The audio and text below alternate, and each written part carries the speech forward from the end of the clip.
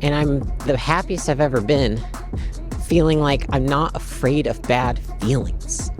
I'm not afraid of things going wrong. I'm not afraid of my darkest emotions.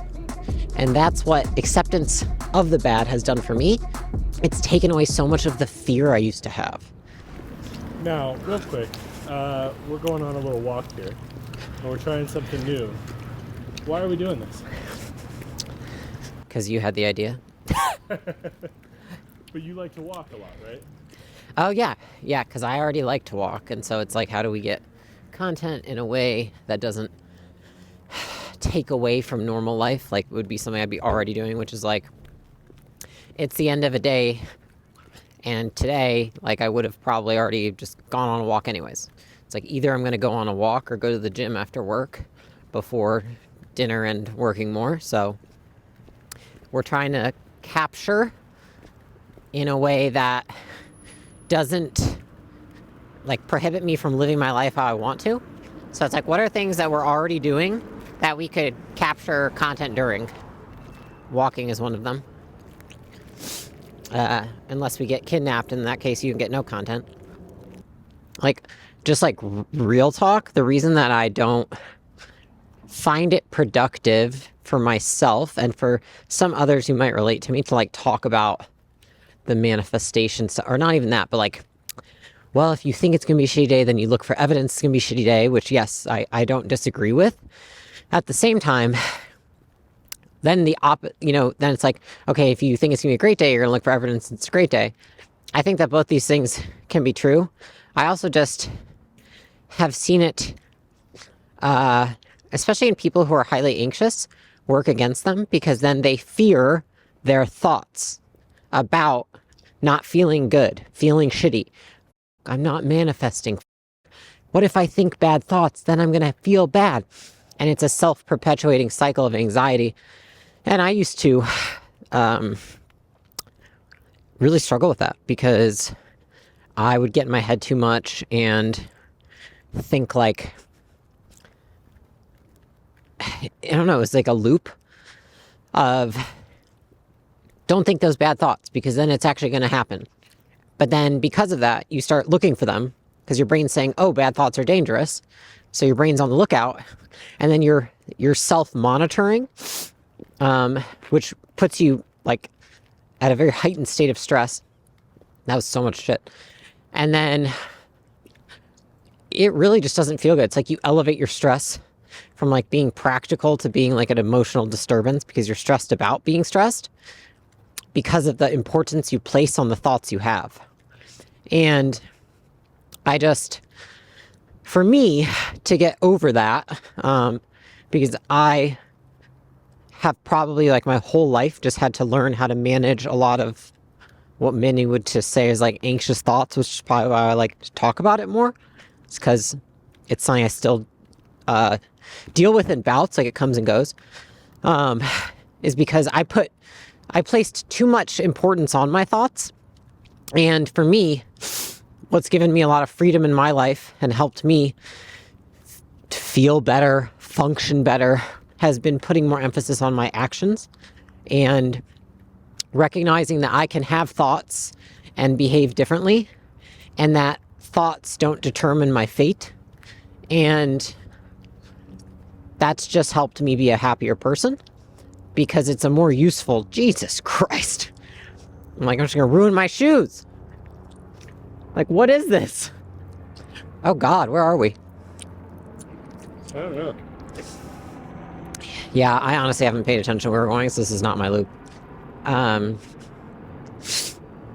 That's all it is. Like, I think I just think of my younger self, which was, and honestly, like, I mean, every few months, like, I go through a couple weeks where it's just like, I just feel like I'm just like in a fucking weird headspace. And that's just like, what's helped me has been detaching from thoughts altogether, not placing so much importance on them, and instead placing it on my actions. You know, and I think a lot of it starts with also just like, you know, probably like labels that were put on me years ago. And I used to be worried that what if I believe the labels and I start becoming the labels? And like, I would just get so wrapped in my head about that shit. I think, so for a lot of people, maybe they don't go in that direction, but that's the direction I used to go in, and I think that's why I'm averse to it. Interesting. What if I find myself incapable of taking these actions? Well, you're not. That's just a lie. That's a false statement. You are capable of taking the actions. You are choosing not to for some reason. But what if I wake up in the morning and I'm like, I continually, like every morning, I just keep feeling like, ugh. Like, I know what I need to do. I'm aware of it, but I don't do it. I think oftentimes we have to ask ourselves, what am I getting from this? Even people, and like I say this, and people rag on me, I think, when I talk about like depression and this and that, and I'm like, fuck you, I was literally diagnosed as depressed. Like, it's not like literally like clinically depressed. Like, fuck you. So it's like, it pisses me off because I'm like, literally, I've been told every fucking name in the book, and I do not talk about it because it's not fucking helpful. And I don't want people to like say that I'm not an advocate of mental health. I'm like, I literally have been prescribed every medication that there exists. I've been told I'm clinically depressed. I've been told that I'm manic. I was told that I have bipolar disorder. I mean, like, Jesus Christ. And the thing is that even being depressed has a benefit, which is you don't have to do anything. So what do I get from acting depressed is that I don't have to be a productive member of society. I don't have to enter stressful situations. I don't have to go do the thing I'm afraid to do. I get empathy from people. People feel bad for me and then pay attention to me. And nobody wants to say that, but it's the truth. And I literally recognized that for myself many, many years ago. And it was a fucking terrifying moment because I realized that I gained something from saying that that was what I was. And it was like really hard for me because it's like very shame. You know what I mean? Like, it's embarrassing. I don't even think I've ever said it out loud, but I remember recognizing I actually gained something from accepting this as my reality. And I think a lot of people just blame the label and then say that's why I can't change. And I think if more people would say, what do I gain from acting as if this label is true? And if they weren't so averse to the fact that it could be untrue, then they would have so much more growth in their lives. And so I think that's the first thing is, what do you gain from acting this way? You know? And I think, a lot of people don't realize how much they get from acting in a way that seems like it's ruining their lives. But think about the amount of people who, when they act incredibly depressed, or when they act incredibly scared or lost, or they get more attention than they've ever gotten in their whole life. So they get reinforced for acting that way. And dude, the moment I realized it for myself, I was like, I would rather be dead than that be the reason I get attention. I mean, I'm not even fucking with you. Like, I was like, I would rather have the worst case scenario happen. I'd rather die than live a life where I seek misery because it gets me some kind of attention I didn't get before, and it wasn't to any extreme of any sort, but it was something, it was a behavior that was reinforced. And I think it's probably like, why do kids cry? Parent gives them attention. Adults do the same shit. So I would look at it and say, what do I gain from not doing what I know I need to do? You're gaining something. Or you are avoiding a negative. You're avoiding stress, discomfort, the possibility of uncertainty. And so like when people are like, I don't know why I won't do the thing. I'm like, because you gain more not doing the thing than you do doing the thing. That's why. So first, identify that. And the second is, how can I create a situation where if I do the thing, I gain more and I lose less?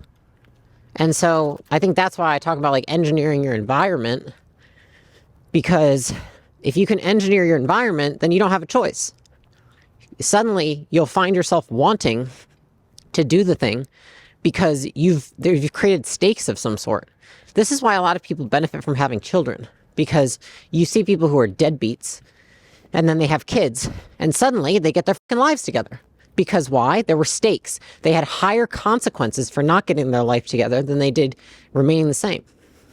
Does that make sense? Yeah. So how do you, like, or I guess a better way to say it is, can you manufacture that? Yeah. How would you recommend somebody go about manufacturing those? Well, I mean, like for me, when I realized I didn't want to live a life of being soft, when I realized I didn't want to live a life of being soft, you know, I was like, I need to move out to California. I need to put myself in a situation where I have to do things that I really don't want to do in order to remain in the situation.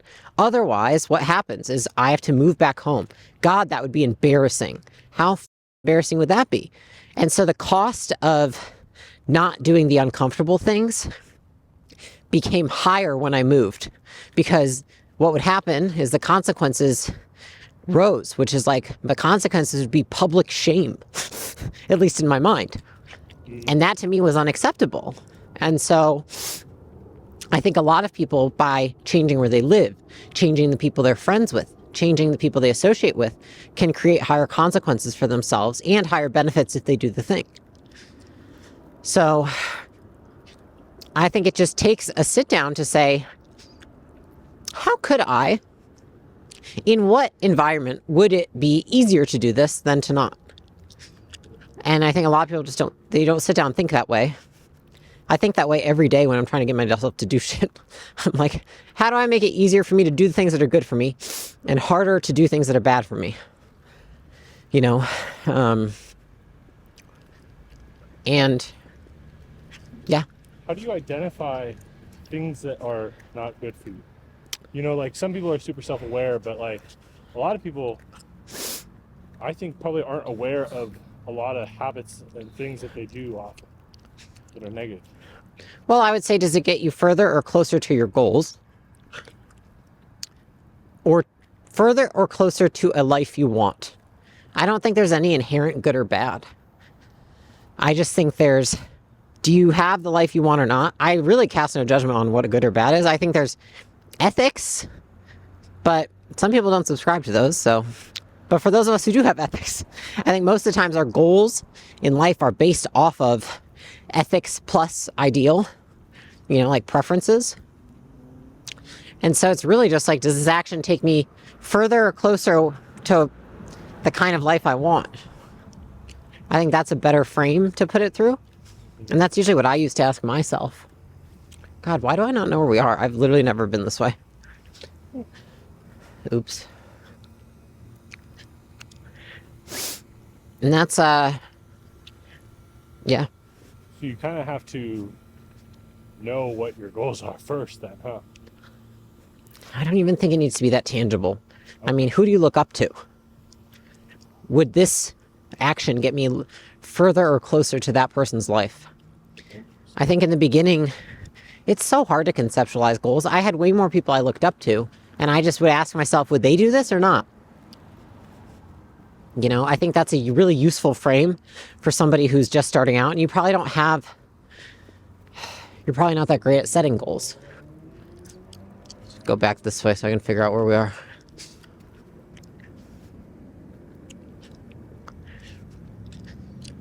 So pick somebody you admire that has somewhat of a life you want, and then ask yourself, would they do this? Would this get me closer to that? Yeah. Like, pick the person that you most look up to and use them as your decision-making framework. Would they do this or not? And if they wouldn't do it, don't do it. And use that until you have enough skills to think for yourself. But a lot of us haven't been thinking for ourselves. I know when I was younger, I didn't know how to think for myself. And so it was much easier to think, would this person do this or not? Until I gained critical thinking skills. You know, I remember the day that I realized I didn't have them. Really? Yeah. Um, I realized I was really good at taking action, but I took action so much that I didn't even have, it's like, I don't know if time, oh God, this car. There's so much happening. You're good. You're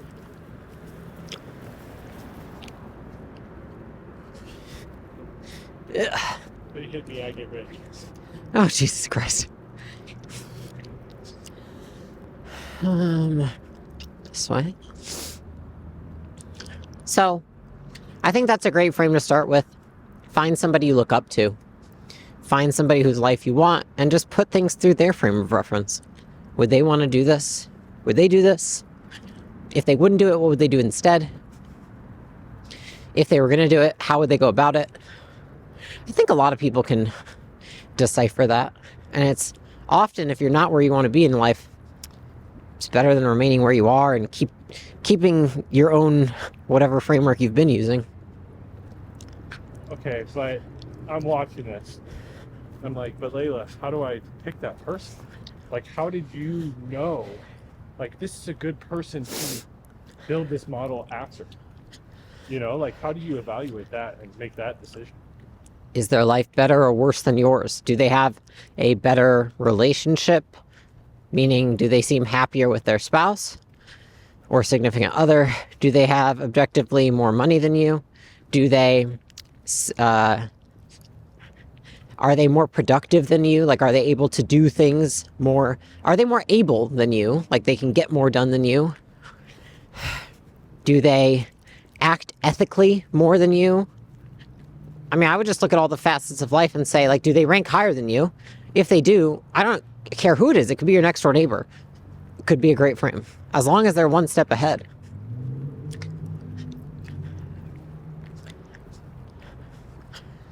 I think a lot of people can use that frame. I'm just talking in circles now. Did you document this? Like, would you write it down, or was it more just mental? Like, you No, I've never been that methodical of writing it down. I've always just thought it.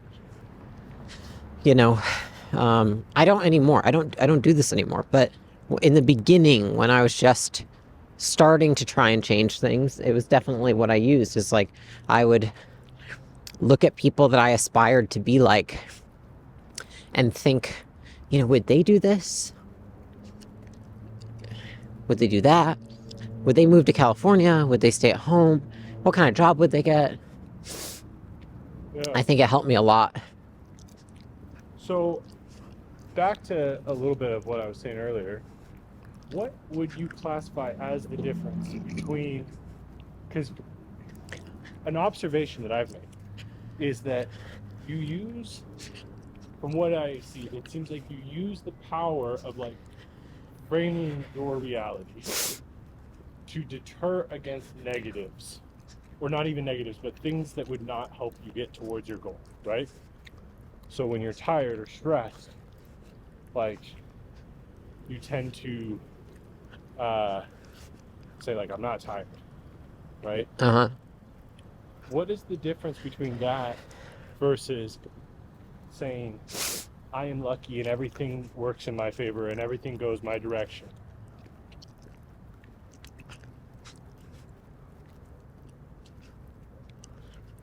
I think there's a fine line between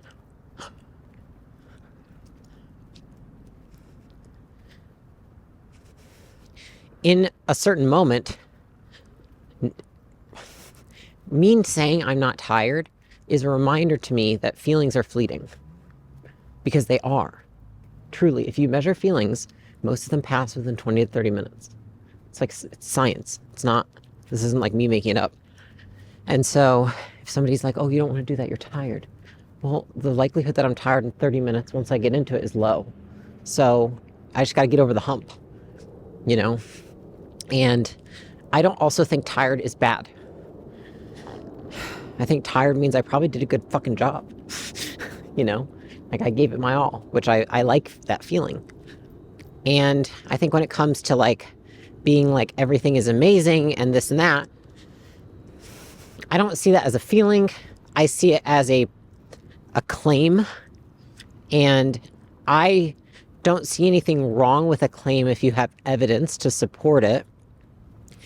I guess, actually, I don't know. Because I've seen you. Here's the thing. I don't like if it fucking works for you, it works for you. If saying I'm lucky and this and that works for you, keep doing it. I think there's a fine line between thinking positively in a way that enhances your life and being delusional. And I'm very cognizant of that. And I've unfortunately seen a lot of people take it too far, and their life is not good, and shit's not good. They're delusional, and they're speaking in a way because they've been told that will help, that accepts their current reality. I don't even know how to I'm not very articulate around this topic because I don't talk about it because it's controversial. They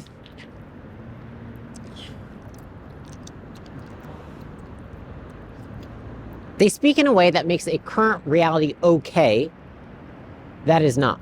And I would say that that is delusion. It's like, I believe that, wow, my life is so good, all these things, blah, blah, and all these things are coming for me. It's like, all right, buddy, it's been 6 months, it hasn't happened, your life is still shit. Are we just going to sit on our ass? And so I think I am all for not dwelling on the negative. I'm also all for not overly focusing on the positive, because I think if you focus too much on the positive, those people tend to take less action. If you focus too much on the negative, sometimes those people get paralyzed, or they take so much action that it overcompensates and it complicates things. Either one in take it to an extreme is not great. I think you want a healthy dose of both, and you want to recognize when they're useful and not. They're tools to be used. They're not religions to live your life by. Does that make sense? Mm-hmm. Because I've also noticed that, like, sometimes you, like, in almost the opposite way, really lean in to it, and you're like, I feel like shit today. I feel like dog shit. And maybe it's going to get worse, you know? And, like, I hear you do that, too. And I feel like you kind of, whether intentionally or not, and I'm curious if it is intentional, like, I feel like you're balancing both constantly, and whatever one is going to serve you best in that moment. I think so. Like, I felt, it's almost like, I feel like it's like a gift from the world that, like, every film day, something just happens to happen. Like, the last 2 film days, some big legal thing drops before we film. This film day, I don't get my period until it's 17 days late, and it happens on film day morning, and I'm, like, in bed for an hour and a half, like, just trying to be able to move. And I'm like, dude, it's so funny how that stuff works out. But I think I always, in situations that I can't control, like to mentally prepare myself for the worst, because the worst may very well happen. And I think surprises are worse than our worst feelings. Like, the worst feeling is a bad thing that happens and we're surprised about it. So if I prepare myself that it's going to get worse, it's like I've just accepted it.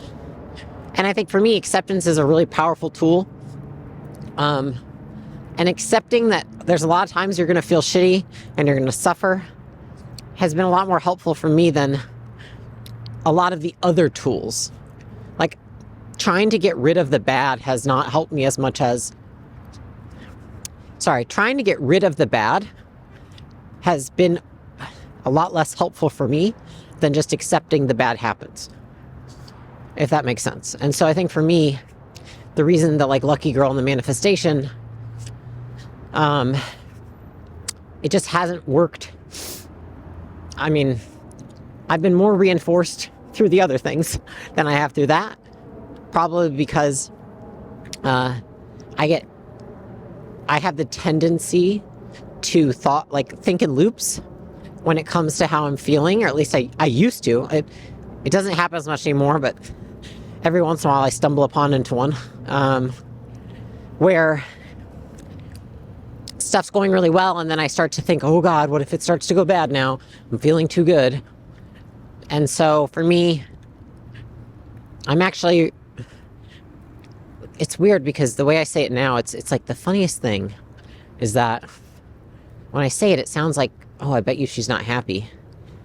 And I'm the happiest I've ever been, feeling like I'm not afraid of bad feelings. I'm not afraid of things going wrong.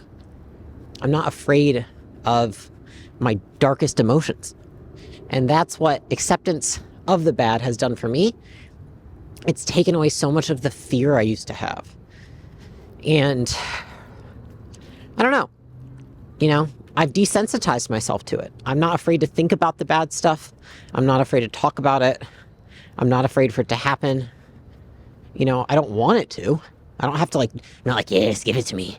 I'm not a sadist, but I no longer am controlled and propelled in the opposite direction by it. Does that make sense? Yeah, you definitely weren't born that way though. So how did you train yourself to do this? And how do you feel like somebody watching or listening could train themselves to do the same? I think I got really lucky and I got introduced to people who understood a lot of the science behind behavior change. And I think that I am very compliant. And I think for most of my life, I think a lot of us just want to feel good, right? And we do a lot of things because we think they're going to make us feel good. Ultimately, it's like we want the good feeling, right? Whether it's in the long term or the short term. The smarter humans find ways to feel. They sacrifice feeling good in the short term to feel good in the long term, but ultimately it's a good feeling, right?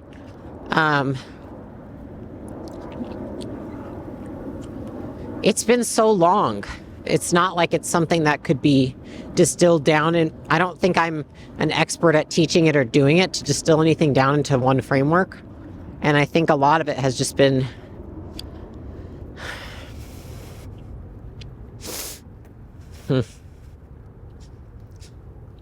trying a lot of shit that didn't work. I think I've tried everything. I think since I was a kid, I've tried everything to cope, destroy, manage a feeling of anxiety that many classified when I was young as a problem. And I just found a lot of stuff that didn't work. It made it stronger. It made it worse. It made me feel like my life got worse, not better. And then I've been open enough to never stop trying that eventually you find things that do work. And not just in the short term, but you see that they work over a long enough time horizon. Because now that I'm old enough, I've been trying this stuff for decades, literally, since I was like a teenager. And then I keep doing more of the stuff that works and keep trying more things that are adjacent to it. And then I build my own little recipe of what works for me. I think the key is just being open to trying things and recognizing when something doesn't work and not continuing to go down that path. Like not saying, oh, I'm going to keep trying it, because it's like, just pivot, just try something else. And then find what works for you. I think that's probably it. It's just been like trial and error most of my life. So if I were to ask you, like I'm trying to, get better at accepting shitty feelings. I've Yeah. a lot of things on my plate right now, in many different directions. Yeah. That I'm not used to, and projects I've never been a part of. What would you say is the first step I should take? Not the blueprint, but just the first step to start working on accepting feeling shitty and not trying to avoid it. Identify the one situation in which this happens most frequently, where you feel shitty, and avoid it. And then write down your plan of not stopping avoiding it, but what you're going to do instead. So it's not that we want to stop and do nothing. It's that we want to replace your behavior with something else. For somebody who gets anxious when they fly on a plane, instead of, saying sit on the plane and deal with your anxiety, they say, I want you to bring your favorite book on the plane. and I want you to read the book the whole time. And so the task is to read the book on the plane, not to not feel anxious. And I look at the same with like a work setting. It's like, okay, well, if you have all these things going on, this and that, it's like, well, say, I'm trying to think of a good example.